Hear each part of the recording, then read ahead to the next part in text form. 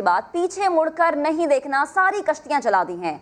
वजीर आजम इमरान खान एक बार फिर हिज़्बे इख्तिलाफ पर बरस पड़े। कहा कि 2 साल मुश्किल से गुजरे, NRO वाले हर जगह इकट्ठे हो जाते थे। मसला कश्मीर पर हिमायत और FATF पर कानून साजी के लिए NRO मांगा गया। मुश्किल वक्त से निकल आए हैं, पाकिस्तान अब आगे जाएगा। उन्होंने मजीद क्या कहा, सुन लेते हैं। 2 साल हमने बड़े मुश्किल गुजारे। पहले तो डिफॉल्ट से मुल्क को बचाना था, हमारे पास पैसे नहीं थे, फॉरेन एक्सचेंज रिजर्व्स गिरे हुए थे। उसके बाद एक मुश्किल जाती थी, कोई दूसरी आ जाती थी। फिर आपको पता है NRO का जो क्राउड है वो हर जगह इकट्ठे हो जाते थे, हर चीज में वो शोर मचा देते थे कि जी NRO 2 तो हम FATF का बिल पास करेंगे, NRO 2 तो हम कश्मीर में आपको सपोर्ट करेंगे। तो एक तो उन्होंने मुसीबत डाली हुई थी।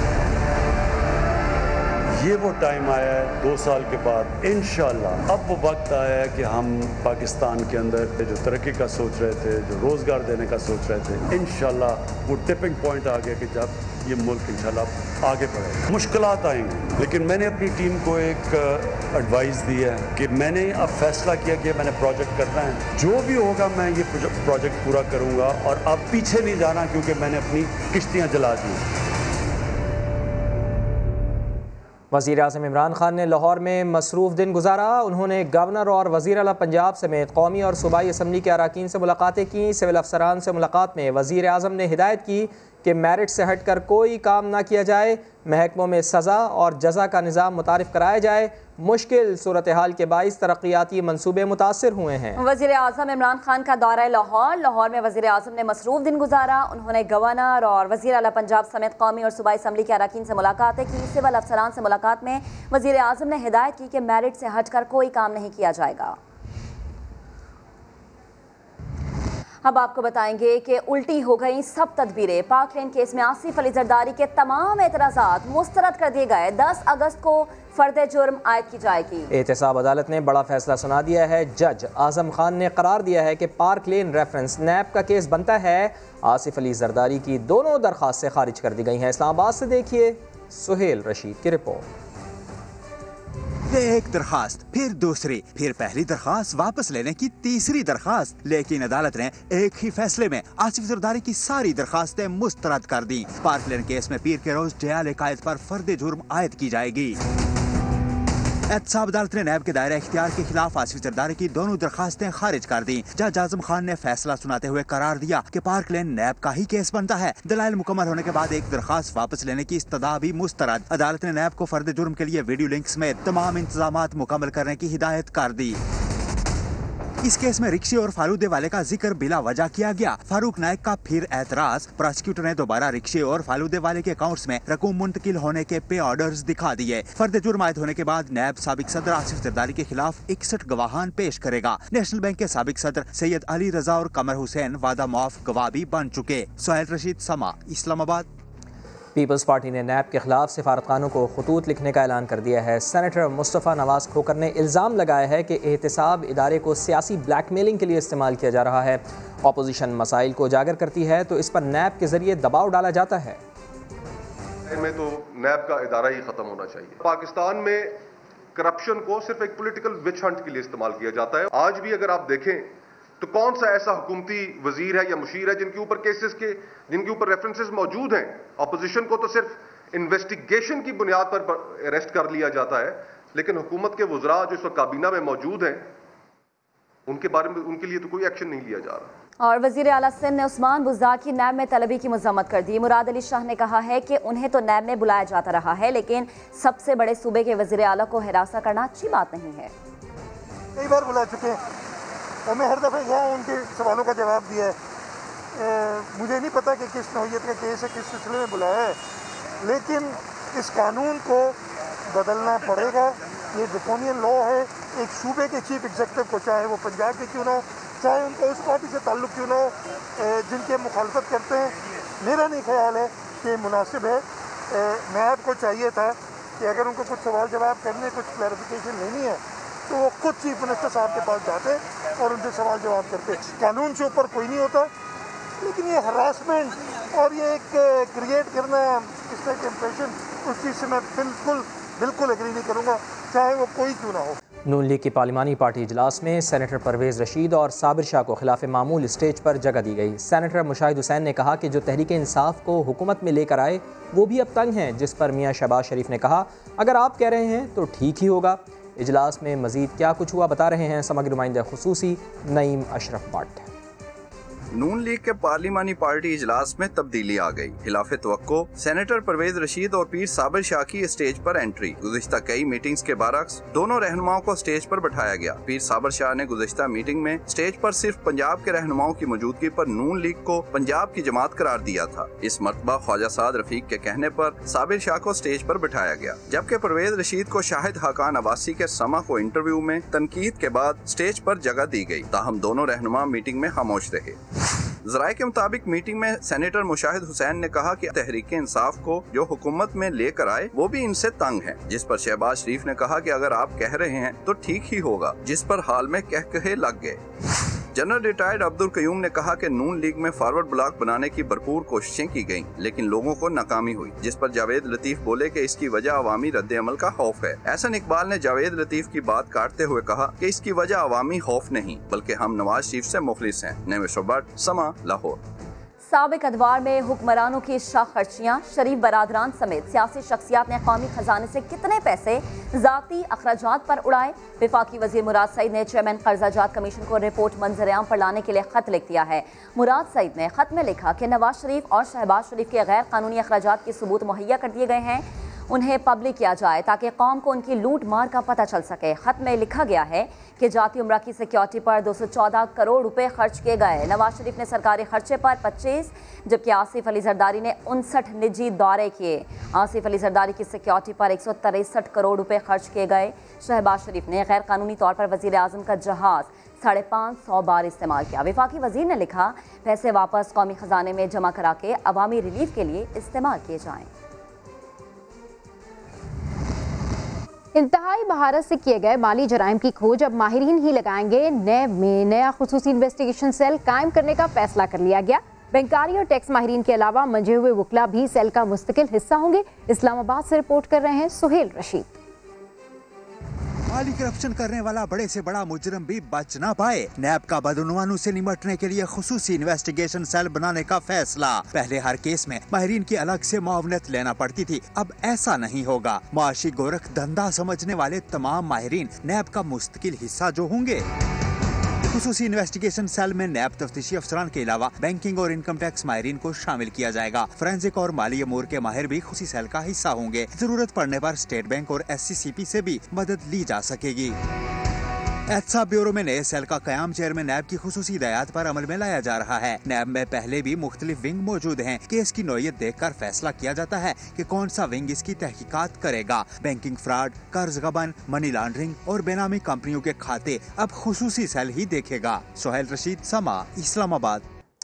इस्लामाबाद हाई कोर्ट ने पंजाब के सीनियर वजीर अलीम खान की हाउसिंग सोसाइटी का NOC मुअत्तल कर दिया है। CDA से सरकारी ज़मीन पर सड़क बनाने की इजाज़त देने की वजाहत भी तलब कर ली गई है। चीफ जस्टिस अतहर मिनुल्लाह ने तहरीरी हुक्मनामे में सवाल उठाया है कि अलीम खान लोगों को किस इख्तियार के तहत घरों से बेदखल करते रहे। बज़ाहिर लगता है कि CDA ने खुद अलीम खान को ये इख्तियारात दे रखे थे।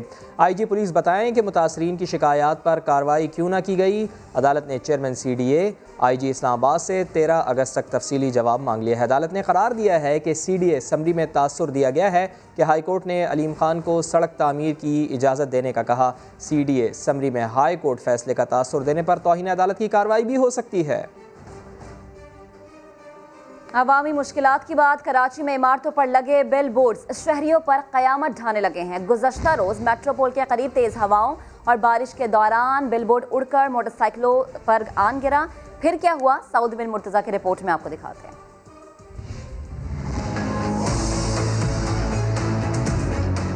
कराची के बेशतर इमारतों पर लगे इश्तिहारी बोर्ड मौत बनकर गिरने लगे। जुमेरात को तूफानी बारिश और तेज हवाओं के दौरान मेट्रोपोल की एक इमारत से इश्तिहारी बोर्ड आ गिरा। सड़क पर जाते हुए मोटरसाइकिल सवार बुजुर्ग शहरी जर्द में आ गए। दो मोटरसाइकिल सवार और मजीद गाड़ियां भी थीं उसमें। वो 2 जख्मी हुए, जिसमें एक बहुत ज़्यादा एक ज़ईफ़ुल उमर शख्स था। वो ज़्यादा ज़ख्मी हुआ, उसे हमने फौरी तौर पर एम्बुलेंस के ज़रिए अस्पताल भेज दिया। खुदा का करना ऐसा हुआ कि बोट शहरी के सर पर नहीं गिरा और न ही पीछे कोई तेज रफ्तार गाड़ी आ रही थी। 65 साल अनवर नवाब समेत 2 अफराद मोटरसाइकिल से गिरकर जख्मी हो गए। 3 उंगलियां उनकी फ्रैक्चर हो गई हैं, सर पर उनका काफ़ी डैमेज है। CT स्कैन वगैरह कराया, अल्लाह का शुक्र है बेहतर है उनके। अभी इसके लिए कम से कम इनका इलाज वगैरह का इनको करना चाहिए। वाक़े के बाद इंतजामिया को होश आया तो इमारत से गिरने वाले बोर्ड के आधे हिस्से को भी उतार दिया गया। सुप्रीम कोर्ट के हुक्म के बावजूद शहर के बेशतर इमारतों पर ताहाल बिल बोर्ड लगे हुए हैं जो बरसात के मौसम में इंसानी जानों के लिए खतरा हैं। सुप्रीम कोर्ट के वाज़े अहकामात के बावजूद कराची में इश्तिहारी माफिया को लगाम नहीं डाली जा सकी। कई मकामात पर अब भी बड़े बड़े साइन बोर्ड्स लगे हैं। सालाना 10 करोड़ रुपए से जायद का धंधा करने वाले ताकतवर इश्तिहारी माफिया के खिलाफ रिपोर्ट भी तैयार की गई, मगर महकमा एंटी करप्शन कोई एक्शन नहीं ले सका। मोहम्मद अली हफीज़ की रिपोर्ट। जिधर नजर जाए वहाँ साइन बोर्ड, गुलिस्तान जौहर का इलाका हो, यूनिवर्सिटी रोड या शारा फैसल, सड़कों के तरफ बुलंद इमारतों पर बड़े और छोटे बिल बोर्ड लगे हैं। कराची इंतजामिया और सूबाई हुकूमत सुप्रीम कोर्ट ऑफ पाकिस्तान के अहकामात पर अमल दरामद कराने में नाकाम है।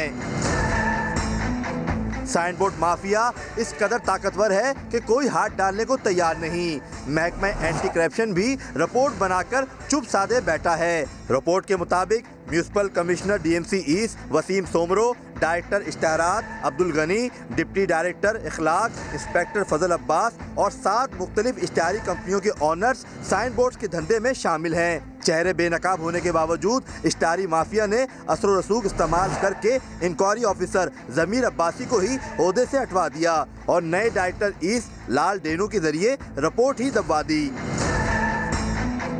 बावसूद ज़राए बताते हैं कि सबसे ज़्यादा साइन बोर्ड्स का काम DMC ईस्ट की हदूद में ही किया जाता है और सालाना 10 करोड़ रुपए से ज़्यादा कमा कर सियासी शख्सियात की जेबें भी गर्म की जाती हैं। कैमरामैन एरिक परेरा, साथी रिपोर्टर सलमान अहमद और अहमद रहमान खान के साथ मोहम्मद अली हफीज़, समा, कराची। इश्तिहारी बोर्ड्स की तंसीब मेरा इख्तियार नहीं, मेरे पास तो सिर्फ कब्रिस्तान और नाले हैं। मेयर कराची वसीम अख्तर का समा से गुफ्तगू में शिकवा। अदाकार अली जफर भी चुप न रह सके, बोले शहरियों की जान का तहफ़्फ़ुज़ सबको यकीनी बनाना होगा। सवाल ये नहीं कि बोर्ड गिरा कैसे, सवाल तो ये है कि बोर्ड लगा ही कैसे। सोने पे सुहागा शहर के मेयर कराची में बिल बोर्ड गिरने के वाक़े पर कार्रवाई का तो कह रहे हैं, मगर साथ ही शिकवा कर रहे हैं कि बिल बोर्ड लगाने पर सिर्फ कराची में ही पाबंदी क्यों। ऑर्डर्स हैं कि बिल बोर्ड नहीं लगने चाहिए तो उसको भी इम्प्लीमेंट होना चाहिए, मगर फिर यूनिफॉर्म हो सारी चीजें। पूरे मुल्क में तो बिल बोर्ड लग रहे हैं, सिर्फ कराची को ही पाबंदी फेस करनी पड़ रही है। इसको भी देख लिया जाए तो बेहतर है। दूसरी जानिब सिंध एडवर्टाइजर्स एसोसिएशन के साबिक नायब सदर साबिर अली ने इंकशाफ किया कि डिस्ट्रिक्ट की जानिब से इजाजत वॉल पेस्टिंग की दी जाती है, मगर मिली भगत से लगता बिल बोर्ड ही है। वॉल पेस्टिंग के और छोटे बोर्ड्स की आड़ में जो है ना कुछ मफाद परस्त लोगों ने इंतजामिया के साथ मिल के और धड़ाधड़ जो है शहर में फिर दोबारा से उसी तरह से अजीब अजीब साइज़ के हैवी बिलबोर्ड्स और वॉल पैनल पूरी बिल्डिंगें रैप कर दी। किसी भी बिलबोर्ड्स की परमिशन मांग ले डिपार्टमेंट से तो वो वॉल पेस्टिंग की निकलेगी या छोटे पैनल की निकलेगी। उधर गुलकार और अदाकार अली जफर ने मसले के हल के लिए मशवरा दिया। कराची को लेके एक पूरी मूवमेंट बननी चाहिए जिसमें तमाम सियासी जमातें हम आहंगी के साथ कराची की आवाम के साथ और उनके लिए ख़ास तौर पे एक प्लान ऑफ एक्शन तैयार करें। PTI रहनुमा हलीम आदिल शेख ने भी गैर कानूनी बिल बोर्ड को सुप्रीम कोर्ट के अहकामात की खिलाफ वर्जी करार दिया और जिम्मेदारों के खिलाफ कार्रवाई का मुतालबा किया। कराची में लगातार दूसरे रोज तूफानी बारिशों से सड़कें तालाब बन गई, नशेबी इलाके ज़ेरे आब आ गए, गाड़ियां सड़कों पर तैरती रहीं, शहर में मामूलाती जिंदगी मफलूज होकर रह गया। कौन कौन से इलाके शदीद मुतासर हैं ये दिखाते हैं आपको इस रिपोर्ट में।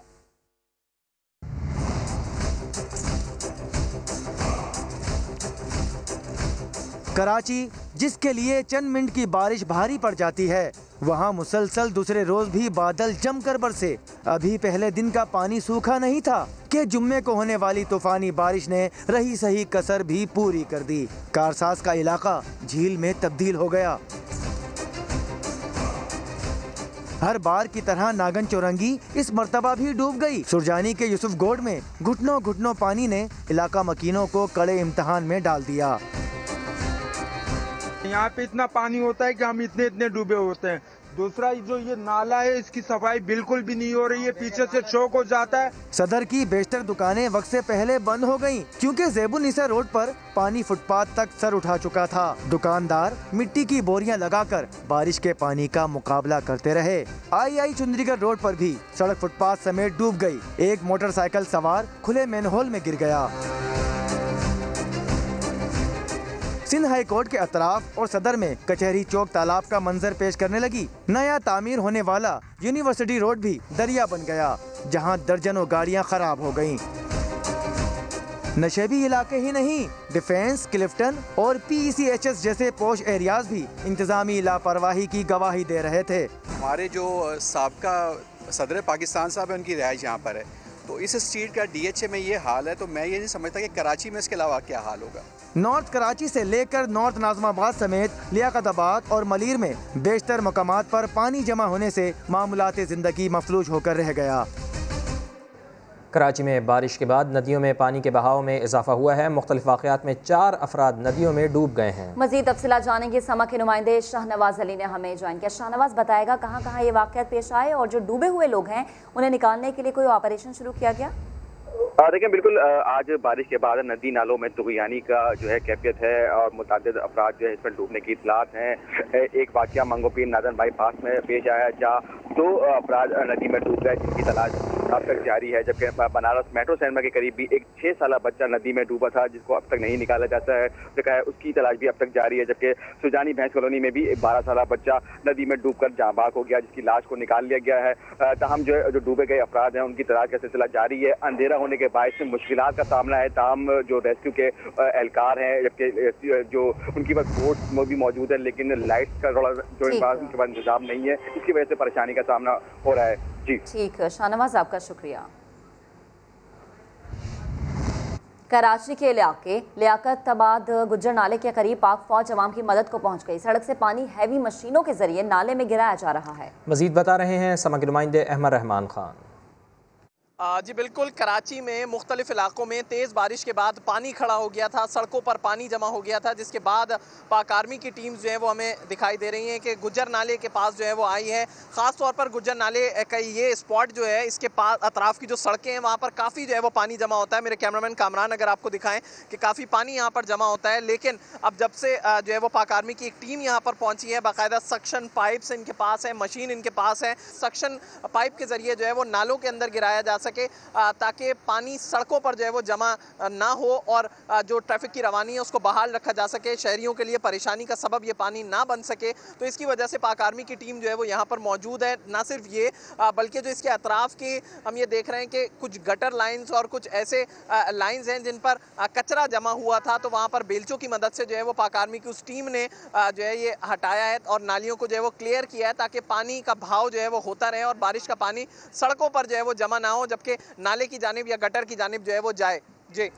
जी बहुत शुक्रिया आपका अहमद, आप हमें आगाह कर रहे थे। कराची में जगह जगह बारिश का पानी जमा है। मेयर का दफ्तर हो या फिर शाराए फैसल, शहर की बेशतर सड़कें ज़ेर आब हैं। सिंध असम्बली के बाहर क्या सूरत हाल है, बता रहे हैं हमें आमिर मजीद। जिस वक्त मैं मौजूद हूँ सिंध की कानून साज असम्बली, जी हाँ, सिंध असम्बली के बाहर, और मेरे अगर मैं कैमरामैन इमरान शायद आपको दिखा सकें तो ये सिंध असम्बली की मेन एंट्रेंस है। और उसके बाद मैं आपको दिखाने लगा हूँ ये सिंध असम्बली के सामने वाली सड़क है, यहाँ पर पानी जमा है। सिंध असम्बली की बिल्डिंग है, इसके साथ मेरे लेफ्ट हैंड पर सिंध गवर्नमेंट के दफातर भी हैं। सिंध असम्बली सिंध हुकूमत के तहत चलने वाला इदारा है, यहाँ पर कानून साजी होती है। सवाल पैदा होता है कि सिंध हुकूमत ने दावे बहुत किए हैं कि शहर के जो मुख्तलिफ मकामात हैं वहाँ पर नकासी आब का जो अमल है वो तकरीबन जारी भी है और कुछ इलाकों में मुकम्मल भी हो चुका है, लेकिन सिंध असम्बली के बाहर ताहाल पानी जमा है, मोटरसाइकिलें फंसी हुई हैं, लोग यहाँ पर अब आमदोरफ्त जो है यहाँ पर मुनक़ते हो चुकी है। आमिर मजीद अपडेट कर रहे थे, आपका शुक्रिया। कि इलेक्ट्रिक की कारकर्दगी भी बारिश में बह गई। कराची के बेशतर इलाकों में बिजली की सप्लाई मुअत्तल रही। गुलशन इकबाल, नॉर्थ नाज़माबाद, डिफेंस, क्लिफ्टन और अस्करी फोर्ट जैसे इलाके में रहने वाले शहरियों ने भी कानों को हाथ लगा लिए। शाह फैसल कॉलोनी में 22 घंटे तक बिजली न आने पर शहरियों ने के इलेक्ट्रिक के दफ्तर का घेराव कर लिया। इस हवाले से अशरफ खान की रिपोर्ट देखिए।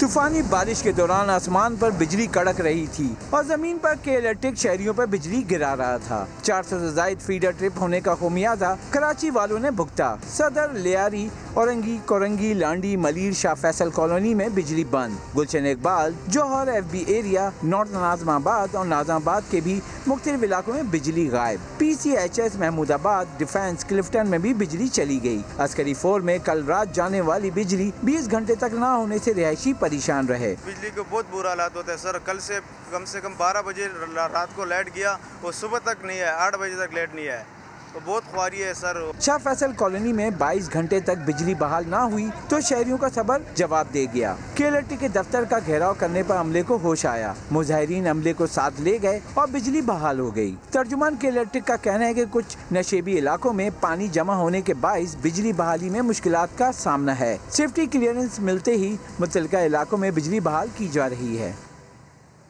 आगे बढ़ते हैं। फ़ज़ाई सफ़र करने वालों के लिए अच्छी खबर है। हुकूमत ने आलमी और इलाकाई परवाज़ों का ऑपरेशन मुकम्मल तौर पर बहाल कर दिया है। कल रात 12 बजे से परवाज़ें उड़ान भर सकेंगी। सिविल एविएशन ने बाज़ाबता तौर पर नोटिस जारी कर दिया है। तमाम एयरलाइंस को शेड्यूल के मुताबिक ऑपरेशन जारी रखने की हिदायत की गई हैं।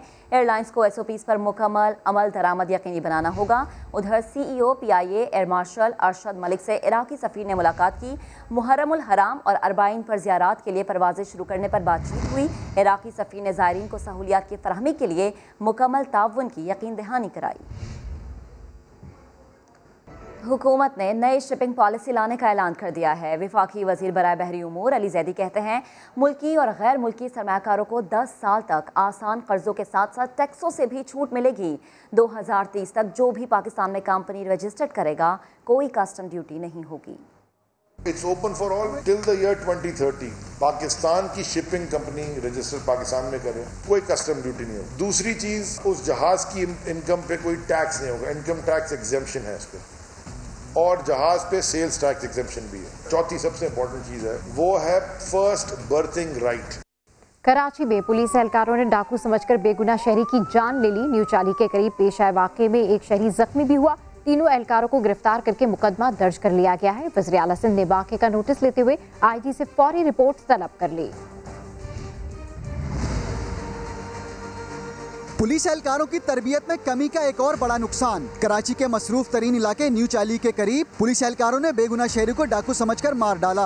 ऐनी शाहिदीन के मुताबिक 2 मोटरसाइकिलों पर सवार 3 अफराद रुक कर मिल रहे थे। स्ट्रीट क्राइम की वारदात समझकर 15 एहलकारों ने पहले आवाज दी, जिस पर शहरियों ने हाथ भी उठा लिए थे। इसके बावजूद एहलकारों ने गोलियां चला दी। हम लोग रुके आए, चुंदरीगढ़ रोड पे भाई का फोन आया, इन्होंने मोबाइल निकाला जेब से, फिर हमने बोला यहाँ लस्सी पीते खड़े होके, हम लस्सी के प्रोग्राम ही बना रहे थे, पीछे से फायर होना शुरू हो गया अंधाधुंध। ना कोई बात की हमसे, ना कुछ पूछा, आधे मीटर दूर से हमारे को फायरिंग करना शुरू कर दिए।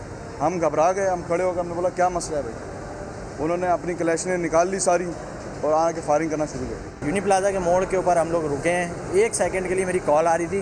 ट्राउज़र के अंदर वॉलेट और जो है मोबाइल एक ही जेब में था। मैंने निकाला है और पीछे से फायर की आवाज़ें आई हैं। जब मुड़ के देखा तो वो हम पे ही फायर कर रहे थे और हमने हैंड्स अप किया, हाथ मैंने ऊपर किया। मैंने बोला यार क्यों फायर मार रहा हो, तो इन्होंने बोला पीछे हो जाओ। और मेरा साथी था, मैंने उस वक्त तक मैंने देखा नहीं था कि इसके गोली लग चुकी है वक़ार के। फायरिंग से शहरी असलम की जान चली गई, जबकि वक़ार नामी शख्स जख्मी हुआ।